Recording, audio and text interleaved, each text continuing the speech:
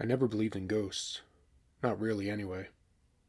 I was the kind of person who'd roll their eyes at ghost hunting shows and laugh at people who claimed their houses were haunted. I had explanations for everything: old pipes, foundation settling, overactive imaginations. That all changed when I moved into my apartment on Marlowe Street. It was 2019, and I'd just gotten a job in Chicago right out of college. The apartment was perfect for my budget: a one-bedroom in Logan Square, third floor of a three-flat built in the 1920s. The landlord, an older guy named Morris, seemed eager to rent it out. He dropped the deposit requirement without me even asking, which should have been my first red flag. But I was 23, broke, and desperate to get out of my parents' house. The first week was normal. I was busy unpacking, getting used to my new job, exploring the neighborhood. The apartment had hardwood floors that creaked, radiators that clanked, and windows that rattled when the L train passed a few blocks away. All the usual old building noises. Nothing that bothered me. It was on the 8th night that things started. I woke up around 3 a.m. to the sound of footsteps in my living room. Not the creaking of old floorboard settling, actual footsteps. The distinct sound of someone walking across hardwood floors. My heart was immediately pounding. I'd lived alone. I locked the door. I grabbed my phone and opened the flashlight, my hand shaking so badly I almost dropped it. I crept out of my bedroom and shined the light into the living room. Nothing. No one was there. All my stuff was exactly where I left it. The front door was still locked, chains still in place. I checked every room, every closet, under the bed. I was completely alone. I convinced myself I'd been dreaming, that the sound had carried from another apartment. The building was old. Sound probably traveled weird. I went back to bed, though it took me hours to fall asleep. The next night, it happened again. Same time, 3 a.m. according to my phone. Footsteps in the living room. This time I didn't get up right away. I just laid there, listening. The footsteps were slow, deliberate. They'd walk from one end of the living room to the other, pause, then walk back. This went on for maybe 5 minutes before stopping completely. In the morning, I mentioned it to my downstairs neighbor, a woman in her 60s named Patricia. I tried to play it casual. I asked if she ever heard weird noises at night. The look she gave me made my stomach drop. "You hear the footsteps?" she said. It wasn't a question. She invited me for coffee and told me about the apartment. According to building records and neighborhood gossip, a man had lived in my unit back in the 1970s. His name was James Kowalski. He'd been a Korean War vet, lived alone, kept to himself. In 1976, he'd had a heart attack in the middle of the night. He'd gotten out of bed, made it to the living room, and collapsed. They didn't find him for 3 days. "He died trying to get help," Patricia said, stirring her coffee. "I think part of him is still trying." I wanted to not believe her. I wanted to think she was some superstitious old lady. But that night I stayed awake until 3 a.m., watching my living room from my bedroom doorway. At exactly 3:07 a.m., I heard it again. But this time I saw something too. The ambient light from the street lamps outside cast enough glow that I could make out the shapes of my furniture. And I watched as the air near my couch seemed to shimmer, like heat waves rising off pavement. The footsteps started, and with each step I could see the shimmer move across the floor. I walked to the window, paused, and I swear I could make out the vague outline of shoulders, a head, then walked back towards the hallway. It stopped right at the threshold of my bedroom. The shimmer seemed to hover there, and for a moment I had the overwhelming sensation that something was looking at me. Not with malice or anger. It felt more like confusion. Like someone lost and trying to figure out where they were. Then it was gone. Footsteps stopped. The shimmer disappeared. I didn't sleep that night, or the next night. I started staying up until dawn, sleeping during the day when I could. My work performance started slipping. I looked exhausted all the time. My boss asked if everything was okay at home, and I didn't know what to tell her. After 2 weeks of this, I decided I had to do something. I didn't want to move. I couldn't afford to break my lease, and I'd never find another place this cheap. So I did something that felt absolutely insane. I talked to it.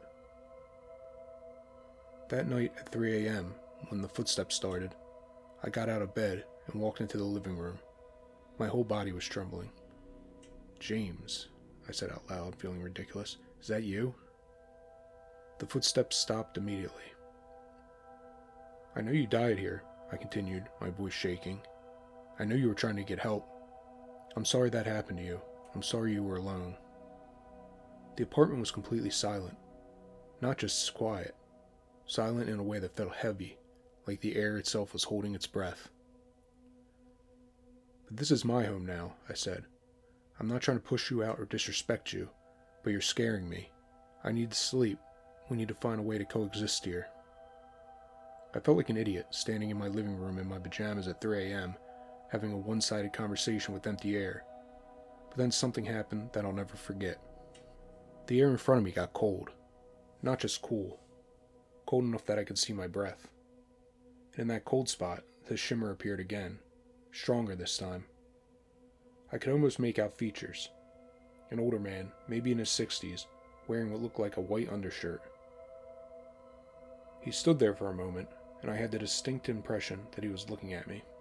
Really looking at me. Then slowly, the shimmer moved toward the window. It stood there, as if looking out of the street below, and then it faded away. The footsteps never happened at 3 a.m. again. But that's not the end of the story. Because when the 3 a.m. disturbances stopped, other things started happening.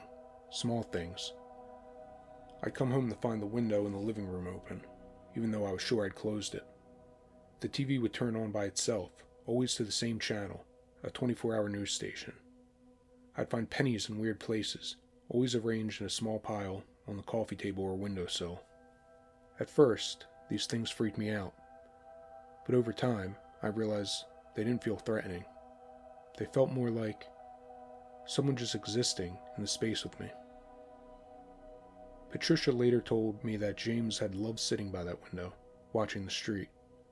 He'd been a news junkie, always had the TV on, and he'd had a weird habit of saving pennies in little jars around the apartment. I lived there for 2 more years, and James, or whatever remained of him, was just part of my routine. I'd say goodnight before going to bed. I'd leave the living room window cracked open when I left for work.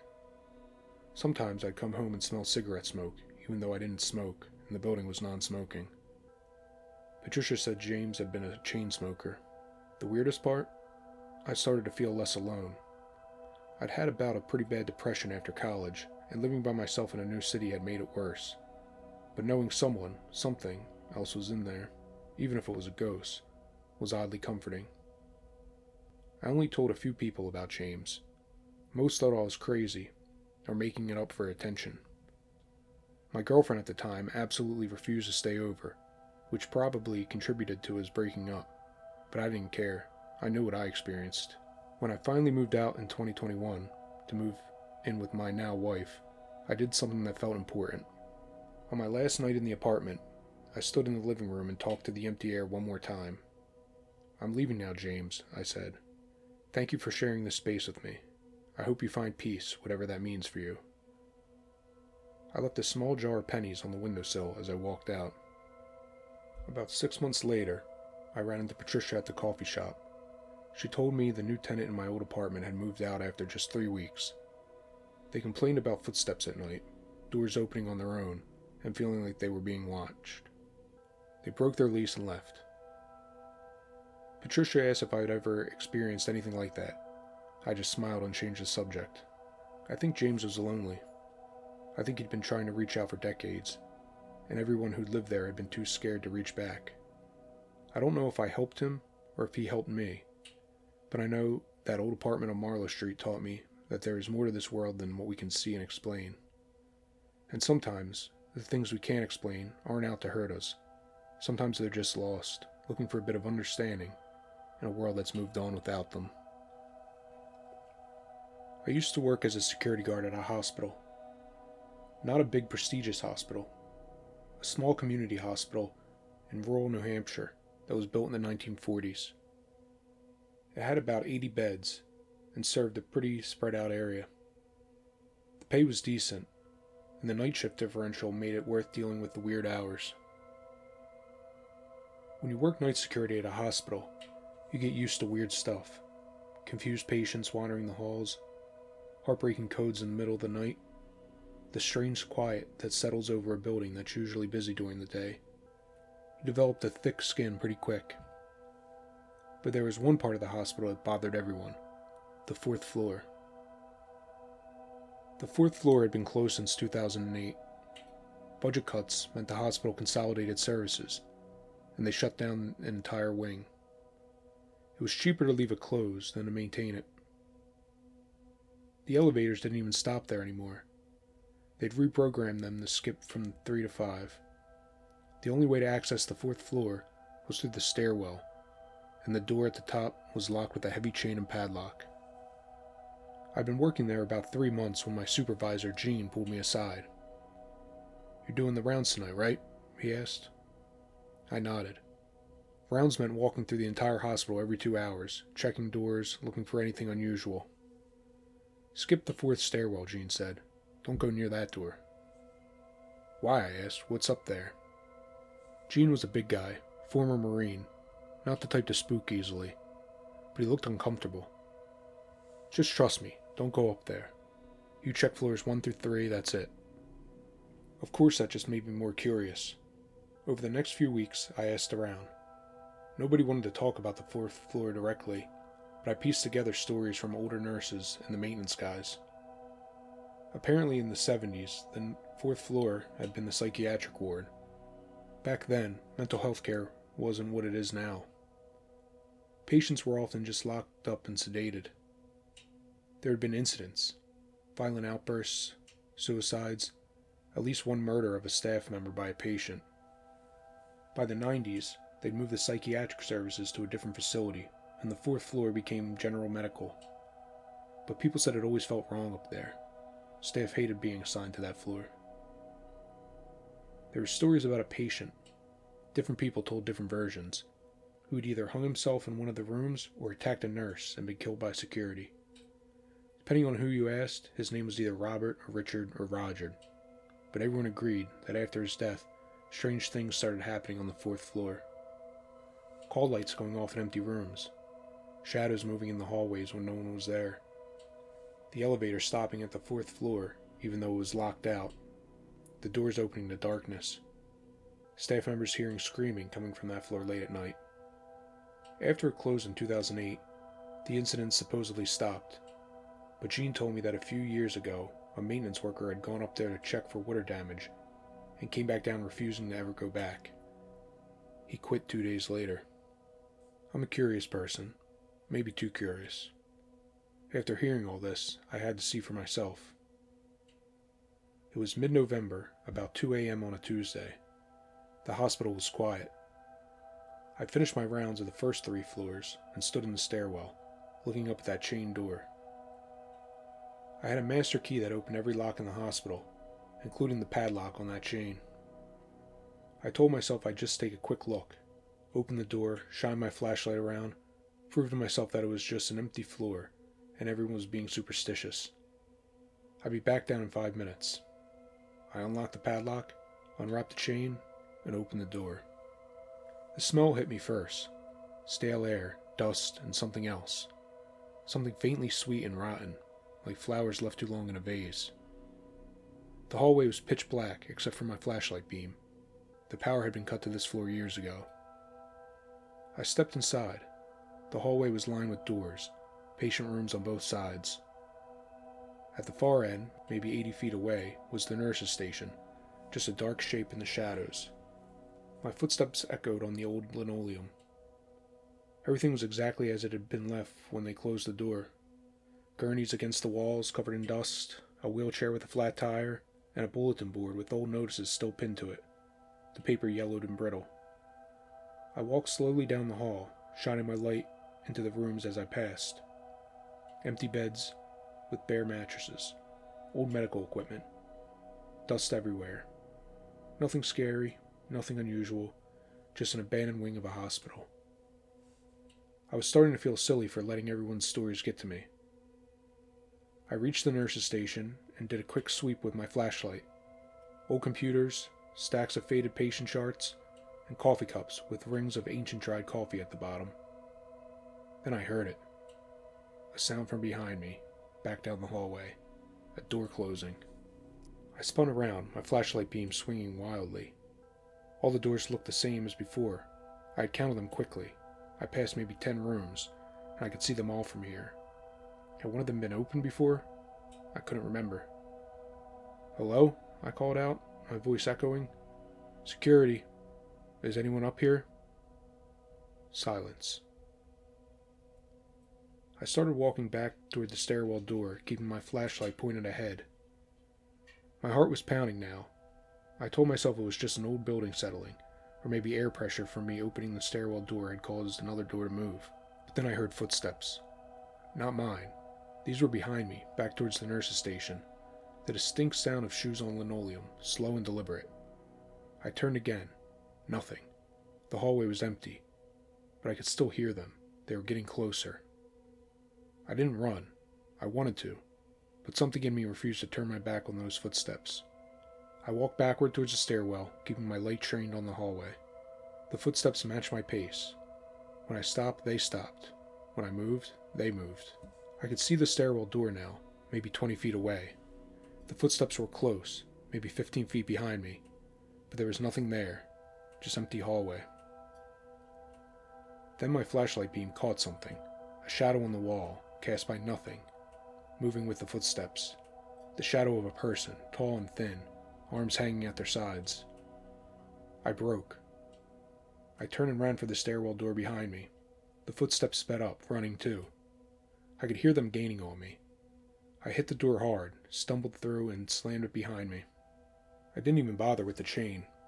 I just ran down the stairs, down all 4 flights, bursting out into the main hallway on the ground floor. A night shift nurse at the nearby station looked up, startled. "Are you okay?" she asked. "You look like you've seen a ghost."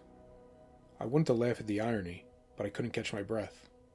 I just shook my head and went to the security office, where I sat for the rest of my shift, doors locked, lights on, refusing to do any more rounds. Gene came in at 7 a.m. for the shift change. He took one look at me and sighed. "You went up there, didn't you?" I nodded. "Did you lock it back?" "No," I admitted. "I'm sorry, I just ran." Gene radioed maintenance and asked them to resecure the 4th floor door. Then he sat down across from me. "You want to hear the real story?" he asked. I nodded. 1973, Gene said. There was a patient up there, Robert Nash, schizophrenic, violent episodes. He attacked a nurse one night, choked her until she passed out. Security at the time, 2 guys, both bigger than him, managed to pull him off. But they didn't just restrain him, they beat him. Bad. He died from head trauma in the hallway, right outside the nurse's station. Gene leaned back. The hospital covered it up, called it a fall.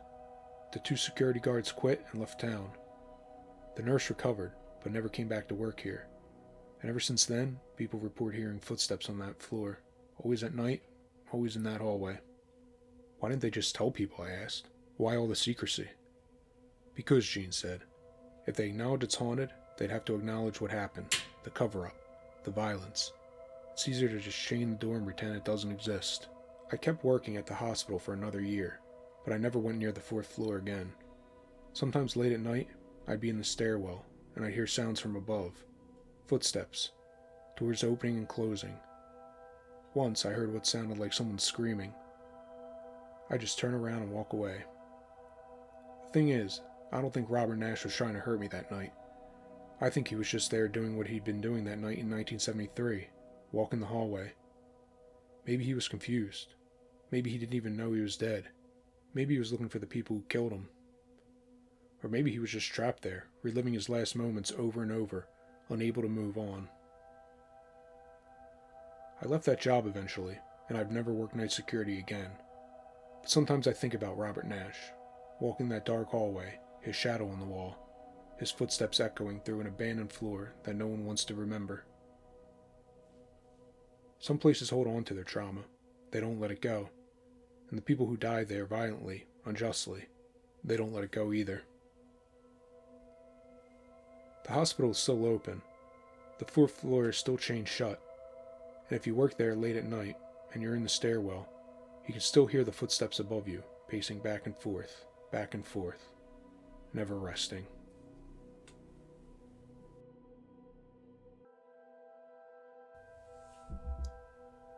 This happened to my mother, but she told me about it so many times that I feel like I was there. It's the reason our family doesn't keep old photographs of people we don't know, and why my mom has always been uncomfortable around antique stores. In 1994, my mom was 28 and had just moved into her first house. She was so proud of it.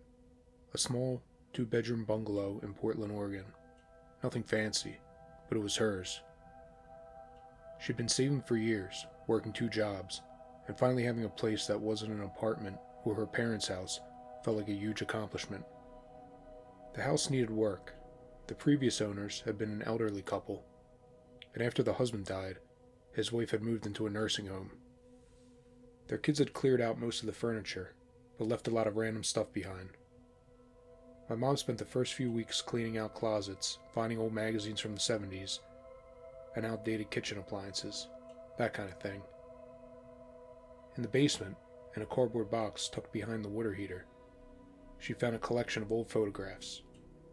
They were loose photos, not in an album, probably dating from the 1950s and 1960s based on the clothes and the Kodak stamps on the backs. Most were typically family photos, kids on bikes, birthday parties, and Christmas mornings. But one photograph stood out. It was a black and white photo of a woman, probably in her 30s, standing in front of a house. Not my mom's house, a different one. The woman was wearing a dark dress and had her hair styled in that classic 1950s way, curled and pinned back. She wasn't smiling. She was just staring directly at the camera with this intense, almost angry expression. My mom said that something about the photo bothered her immediately. The woman's eyes seemed to follow her, which she knew was just a trick of photography, but still, made her uncomfortable. She almost threw it away, but something stopped her. Instead, she stuck it in a drawer in the kitchen and forgot about it. About a week later, she came home from work to find the photograph on the kitchen table. She assumed she'd left it there and forgotten, even though she was certain she'd put it in the drawer. She put it back in the drawer and didn't think much of it. The next day, it was on the table again. This time, my mom was sure she hadn't taken it out. She lived alone.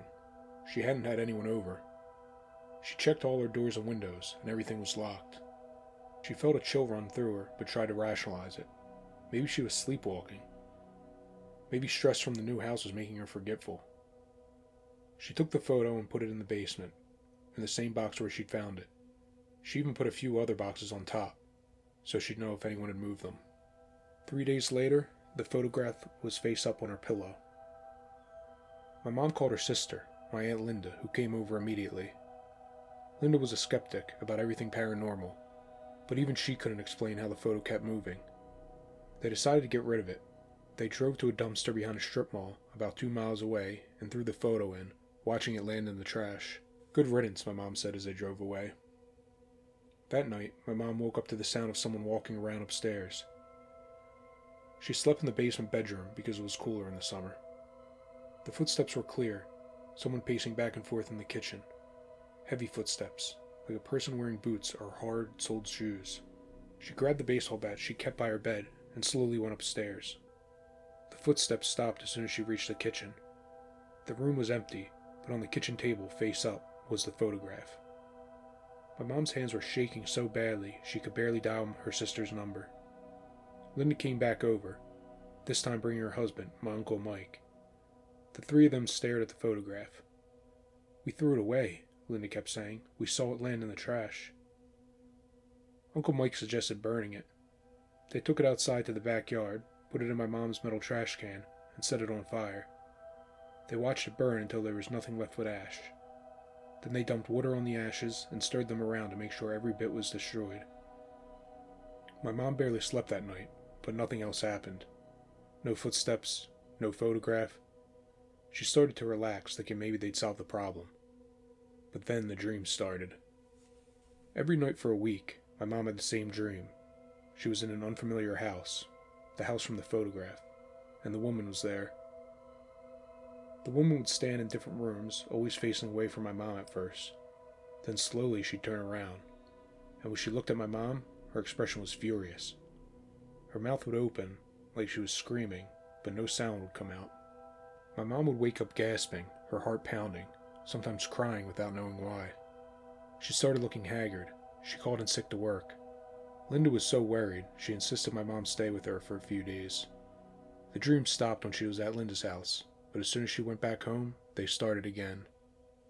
Finally, my mom decided to do some research. She went to the local library and looked through old city directories and property records. She found out who had owned her house before the elderly couple, a family named the Hendersons, who lived there from 1948 to 1973. She found an obituary from 1968. Margaret Henderson, age 42, survived by her husband and 2 children. She died unexpectedly at home. No other details. My mom tracked down one of the children, who was in her 50s by then and living in Seattle. She called her, feeling absolutely insane, but she was desperate. The woman, Carol, was quiet for a long time when my mom explained about the photograph and what had been happening. "That's my mother," Carol finally said. "She died in that house, in the kitchen. My father found her on the floor. They said it was an aneurysm, but—" She trailed off. "But what?" my mom asked. "There were rumors," Carol said quietly. "My father had a temper, and the police came to the house a few times when I was a kid. But back then, they didn't do much about that kind of thing. After my mom died, he moved us out west. We never talked about her. He wouldn't even let us keep photos of her." Carol asked if my mom could send her the photograph. My mom explained that they'd burned it. Carol was silent for another long moment. "Maybe that's why she was angry," Carol said. "That photo might have been the last one of her that existed, and you destroyed it." My mom felt sick. She hadn't thought about it that way. She'd just been scared and wanted it gone. Carol suggested something that sounded crazy, but also, given everything that happened, made sense. She said to set up a small memorial, put out a framed photo of the house. Not of Margaret, since that photo was gone, but of the house itself from that era, if my mom could find one. Light a candle, and acknowledge that Margaret had lived there and that her life mattered. My mom found an old photo of the house from the 1960s in the property records at the county clerk's office. She had it printed and framed. She set it up on a shelf in the kitchen, with a white candle next to it. She felt ridiculous doing it, but she also spoke out loud. "Margaret, I'm sorry I burned your photograph. I was scared and didn't understand. You lived here. You raised your family here. Your life mattered. I'm not trying to erase you. You can stay here if you need to, but please let me sleep." That night, my mom had one final dream. Margaret was in the kitchen of the old house again, but this time when she turned around, she wasn't angry. She looked sad and tired. She nodded once at my mom, and then the dream ended. My mom never had the dream again. The footsteps never came back. She lived in that house for 6 more years before selling it and moving into a bigger place after she married my dad. She kept the framed photo of the house and the candle the entire time she lived there. Before she moved out, she left them both there on the shelf with a note for the next owners explaining their significance. She later heard from them that they'd never experienced anything unusual in the house, but they'd kept the photo and candle out of respect. My mom says that she learned something important from that experience. Ghosts aren't always malevolent. Sometimes they're just people, or what's left of people, who want to be remembered, who don't want to be erased like they never existed. Margaret Henderson lived, she existed, she mattered, and all she wanted was for someone to acknowledge that. When I was 16, my best friend Ethan and I were obsessed with urban exploration. We'd spend weekends sneaking into abandoned buildings, like old factories, shut-down schools, and foreclosed houses. It was stupid and dangerous, but we thought we were invincible, like all teenagers do. There was one house we talked about for months, but never had the guts to enter. The house on Birch Road. Everyone in our town knew about it. It sat about a half-mile off the main road, down a long gravel driveway lined with overgrown trees. It was a big Victorian house, probably beautiful once, but by the time we were teenagers in the early 2000s, it had been abandoned for at least 20 years. Windows were broken, paint was peeling, and the whole structure sagged like it was tired. The story was that a family had lived there in the 1960s. A father, mother, and 2 daughters. According to the local legend, The father had mental health issues, and one day he snapped, killing his wife and daughters, then himself. The house had been sold a few times after that, but no one ever stayed more than a few months. They'd claim that the house was haunted, that they'd see things, hear things, and eventually it just sat empty. Of course, we didn't really believe the stories. We figured it was just small-town gossip that was exaggerated over the years. But the house was so creepy that it took us until October of our junior year to actually work up the nerve to go inside. It was a Friday night. We told our parents we were sleeping at each other's houses, the classic excuse. We drove out to Birch Road around 10 p.m. with flashlights and our phones. The driveway was so overgrown that we had to park at the road and walk in. The house looked worse up close. The porch was partially collapsed on one side. The front door hung open with one hinge broken. We could see inside into complete darkness. "We don't have to do this," I said, my voice shakier than I wanted it to be. "Come on, man," Ethan said. "We've talked about this for months. It's just an old house." So we went inside. The interior was trashed. Graffiti on the walls, beer cans and cigarette butts on the floor, furniture overturned and rotting. The staircase to the second floor sagged tiredly. It smelled like mold and decay and animal droppings. First, we explored the ground floor, taking pictures on our phones, trying to act braver than we felt. Then the living room, the kitchen, and a dining room with a broken chandelier hanging at an angle. It was exactly what you'd expect from an abandoned house. Sad, yes. Creepy because of the darkness and decay, sure, but not supernatural. Then Ethan pointed his flashlight up the stairs. "Second floor?" I really didn't want to. Those stairs looked like they could collapse at any second, but I wasn't going to be the one to chicken out first. We climbed carefully, testing each step before putting our weight on it. The stairs creaked and groaned, but held. The second floor hallway had 4 doors, all of them closed except one at the very end. We started with the closed doors. The first 2 were bedrooms, small ones, probably the daughter's room. Pink wallpaper peeling off the walls in strips, old furniture, but nothing scary. The third door was the bathroom. Ethan pushed it open, and we both immediately recoiled. There was a bathtub, and in it was the body of a dead deer, or what was left of one. It had probably crawled in there to die, or been dragged in by coyotes. The smell was overwhelming. We backed out quickly, gagging. "Okay, that's disgusting," Ethan said. "Let's check the last room and get out of here." The last room, the one with the door already open, was at the end of the hall. We walked toward it, our flashlight beams cutting through the darkness. I had a bad feeling, that instinctive animal sense that something wasn't right. The room was larger than the others, so it was probably the master bedroom. There was a bed frame with no mattress, a dresser with all its drawers pulled out, and a large mirror on the wall, cracked down the middle. Ethan walked in first, and I stayed in the doorway, shining my light around. That's when I saw it in the mirror. Behind Ethan's reflection, there was another figure, a woman in a white nightgown, her hair long and dark, her face pale. She was standing right behind him. "Ethan," I said quietly, my voice barely working. "Don't move." "What?" he said, turning around. The figure disappeared, just vanished, like it had never been there. But I'd seen it, clear as anything. "What's wrong?" Ethan asked, concerned now. "We need to leave," I said. "Dude, we just got up here. What's—" "Now," I said, my voice harder.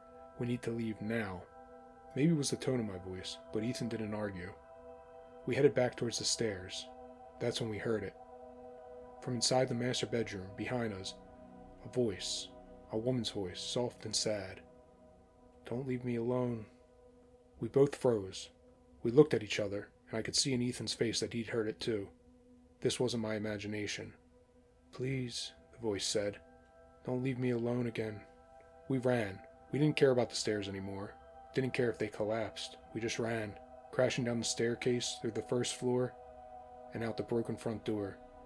We sprinted down that long driveway, tree branches scratching at us in the darkness, until we got to Ethan's car. We sat there, breathing hard, not speaking. Finally, Ethan started the car, and we drove away. We didn't care about what happened, not that night, not for a long time after. I want to preface this by saying I'm not the superstitious type.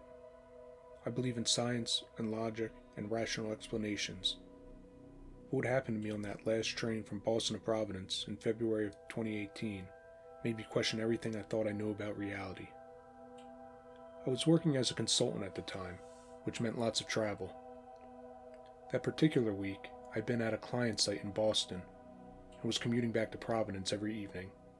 It was exhausting, but the project was good money and I needed it. Friday night, I wrapped up late, way later than I'd planned. By the time I got to South Station, it was 11:47 p.m., and the last train to Providence was scheduled to depart at midnight.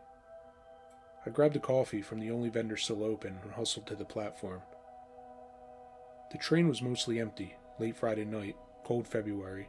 Most people had already gone home. I found a seat in one of the middle cars and settled in, grateful to be heading home. I was exhausted, looking forward to a weekend of doing absolutely nothing. The train departed on time. I pulled out my phone to check emails, but noticed I had no signal. Not unusual on this route. There were dead zones between stations.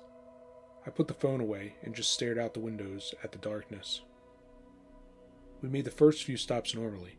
Route 128, Sharon, Mansfield. A few people got off at each stop. Not one got on. By the time we left Mansfield, I was one of maybe 6 people in the entire car. Between Mansfield and Attleboro, the train started to slow down. Not a normal slowing for a station. We were in the middle of nowhere, just darkness and trees outside. The train came to a complete stop. The lights flickered once, twice, then went out completely. Emergency lighting kicked in, casting everything in a dim red glow. I waited for an announcement, but none came. I looked around. The other passengers in my car seemed unconcerned, not even looking up. One guy was asleep. An older woman was reading a book by the emergency light. A younger woman, with headphones, was bobbing her head to the music I couldn't hear. After about 5 minutes, I stood up and walked toward the front of the car, thinking maybe I could find a conductor and ask what was going on. That's when I noticed something odd. The people in my car, the ones I noticed earlier, they were all still in the same exact positions they were when the lights went out. The sleeping guy hadn't moved at all. The woman reading her book was staring at the same page. The woman with headphones was bobbing her head in the exact same rhythm over and over again. I watched them for a full minute. None of them moved except for the same repeated motion, like they were stuck in a loop. My heart started beating faster. "Excuse me," I said to the woman with the book. She didn't respond, didn't even look up. I reached out and touched her shoulder, and my hand passed straight through her. I jerked back like I'd been shocked. The woman, or whatever it was, just kept staring at her book, unmoving. I looked at the other passengers. They weren't real. They couldn't be real. I walked quickly toward the door between cars, needing to find someone, anyone, who could tell me what was happening. I pushed through the door into the next car. It was completely empty. Not just empty, wrong. The seats were different, older style. The walls were a different color, and there was dust everywhere, like this car hadn't been used in years. I walked through to the next car. Same thing. Old, dusty, and empty. I went through 5 cars like this, each one emptier and older looking than the last, until I reached what should have been the front of the train. But it wasn't the front. The train just kept going, car after car, stretching ahead into the darkness. I turned around and started walking back the way I'd come. I counted the cars this time. 7, 8, 10, 15. The train was impossibly long, and I was nowhere near where I'd started. Finally, I found a car that looked normal. Current-style seats, clean, well lit by the emergency lights, and there was a conductor standing in the aisle facing away from me. "Excuse me," I said, relief flooding through me. "Can you tell me what's going on? Why did we stop?" The conductor turned around slowly. He was an older man, maybe in his 60s, wearing an old-style uniform that looked like it was from the 70s or 80s. His face was pale, his eyes dark and hollow. "You shouldn't be on this train," he said, his voice flat and emotionless. "I have a ticket," I said automatically. "I'm just trying to get home to Providence." "This train doesn't go to Providence anymore," he said. "It doesn't go anywhere." "What do you mean? This is the midnight train from Boston to—" "This train has been running for 40 years, the conductor interrupted. "Every night Midnight departure, never arriving. You need to get off. We were stopped in the middle of nowhere, I said. How am I supposed to? At the next station, he said. Get off at the next station and don't look back. The lights in the car flickered, and when they steadied, the conductor was gone. I was alone in the car. The train started moving again. I went back to my original seat. The looping passengers were gone too. I was completely alone now. I pulled out my phone, still no signal, but I checked the time. 12:47 a.m. I'd been on this train for 47 minutes, but we'd only made 3 stops before the train stopped in the tunnel. The train began to slow again. I looked out the window and saw a station platform, but it wasn't any station I recognized. The platform was old and crumbling. The station name sign was partially broken, but I could make out some letters. The doors opened. The platform was completely empty. No lights, no people, just darkness beyond the edge of the platform. Every instinct told me not to get off, but I remembered what the conductor had said. Get off at the next station and don't look back. I stepped off the train. The moment my feet hit the platform, the train doors closed behind me. The train started moving immediately, picking up speed fast, and within seconds it was gone, leaving me alone in the darkness. I stood there, heart pounding, trying to decide what to do. The platform seemed to stretch infinitely in both directions. I picked a direction at random and started walking, using my phone as a flashlight, even though I still had no signal. I walked for what felt like hours, but was probably only 10 or 15 minutes. Finally, I saw a light ahead, a stairway leading up. I climbed the stairs and emerged onto the street. I was in Providence, not near the train station. I was about 2 blocks from my apartment. I recognized exactly where I was. I checked my phone. 12:03 a.m. Somehow I just lost 44 minutes, or gained them. I couldn't make sense of it. I walked home in a daze and didn't sleep that night. In the morning, I looked up the Attleboro to Providence train route, trying to find any information about a station with a name that matched what I'd seen. I couldn't find anything. But I did find something else. In 1978, there had been a train accident on this route. The midnight train from Boston had derailed between stations, killing the conductor and 7 passengers. The conductor's name was Thomas Moreland, age 64. I found a photo of him in an old newspaper archive. It was the same man I'd seen on the train. I never took the midnight train again. I started leaving Boston earlier, or I'd just get a hotel for the night. I don't care if people think I'm crazy. I know what I experienced. Here's the thing that still haunts me. If that train has been running every night for 40 years, with passengers who don't know they're dead, stuck in a loop, how many people have gotten on that train and never gotten off? How many people are still riding it now, thinking they're on their way home, not realizing they're never going to arrive? Sometimes late at night, when I'm having trouble sleeping, I think about those looping passengers. The man asleep, the woman reading, the woman with the headphones. Were they from 1978? Or had they gotten on more recently, just like I did, but they didn't get off when they had the chance? The midnight train from Boston to Providence still runs. You can buy a ticket right now if you want. But if you do, if you're on that train and the lights go out, and the other passengers start acting strange, get off at the next station.